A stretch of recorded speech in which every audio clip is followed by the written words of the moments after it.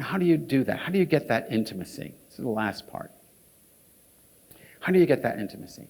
So in the book of Deuteronomy, and you don't get a more patriarchal book than the book of Deuteronomy, except the book of Leviticus, and maybe Numbers. But anyway, you get the idea. So Deuteronomy chapter 6, you get what's called in Judaism the watchword of our faith. I spent 4 years learning that phrase. It's called, in Hebrew, it's the Shema. Hear, O Israel, the Lord our God, the Lord is one. I hate that translation, but that's the standard. But you're supposed to stand in front of the congregation, and now let us rise and recite the watchword of our faith. The Lord is one. And you got to pass the class. You got to be able to say that.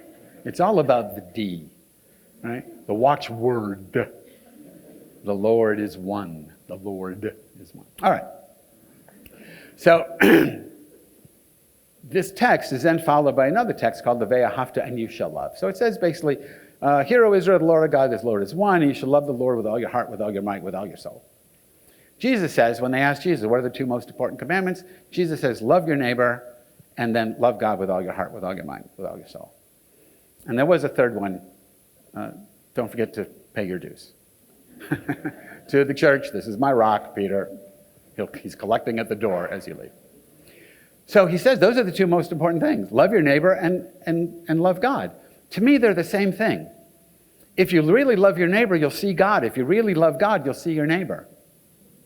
And for me, that love is the seeing. What you're seeing is the Divine Mother happening as all of this. So it says, Shema Yisrael, hear, O Israel. Why Shema? Why hear? Why listen? Listen is the most intimate sense. It's the first one that you get when you're in the womb. It's the last one, unless you go deaf before you die, it's the last one that leaves you on your deathbed. That's why if you're with someone who's dying, you don't want to talk about them. I hope he left me enough money because he was such a cheap bastard. He can hear you. And he's in this psychic state where he can curse you and you're doomed, right? So if you say anything like that and your life sucks, now you know why. But it's the most intimate sense. So it's talking about listening. Listening, unlike seeing, because Jesus says if you have the ears to hear, right? Hearing is 360 degrees. Seeing is 180 degrees at best. When you listen, you're surrounded by sound. So it says listen to the oneness of God. Can you hear the oneness of God? Can you hear the hum of the universe? What the Hindus call the sound of Om. So it's Om and Aum in the Indian traditions, Buddhist traditions. It's Ah sound in the Hebrew tradition. But you hear this sound, and the sound is the vibration of life itself. Tomorrow I'll teach you a song about this and how this might manifest. But you listen intimately. You listen deeply. And when you listen to someone, an intimacy emerges. Because it says, Hear, O Israel, Lord God, the Lord is one. So listen deeply and to the oneness of the divine. And the divine is everything, right? The second passage, the one that Jesus says is the second commandment, second of two commandments, love the Lord your God with all your heart, with all your mind. So again, Lord is this YHVH, the happening is all happening. So love what's happening with all your heart. So the commentators say, how do you command love? Right? I remember growing up, you're having a fight with my sister, and my mother said, you love your sister. Not at that moment, I don't. You can't command love. So we call it falling in love. Right? It's not jumping in love. Right? You fall in love, you trip, you fall. It's not something you can deliberately do. It's not in your day planner. Oh, it's 3 o'clock, time to go and be in love. It doesn't work that way. It happens by itself. But one thing that can trigger it is listening. The way we should understand the text is, if you listen to the oneness of God, then you will love God, meaning all life. with all your heart, with all your soul, with everything you have and everything you are. It's an if-then statement.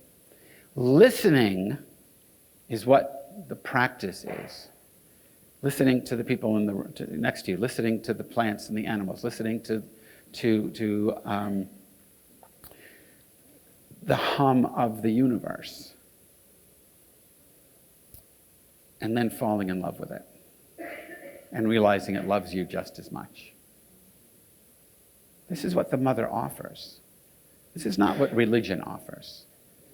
Religion says, listen to the people with the power.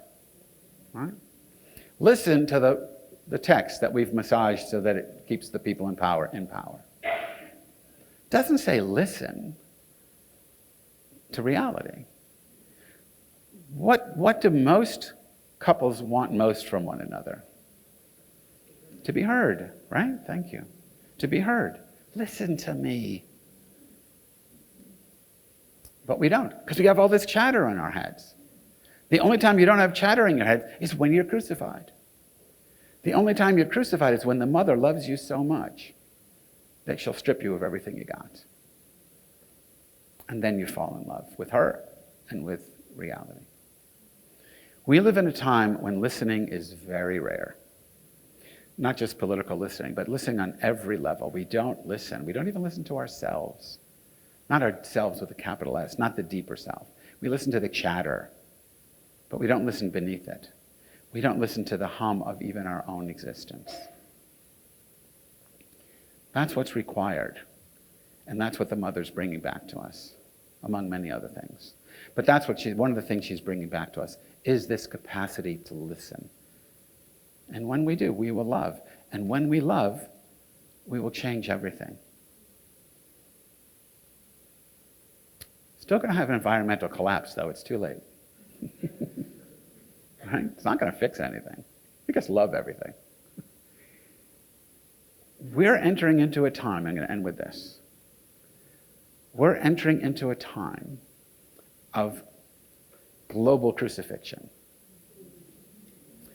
We're entering into a time of absolute collapse. And we've got to be able to say, Eli, Eli, lama sabachthani.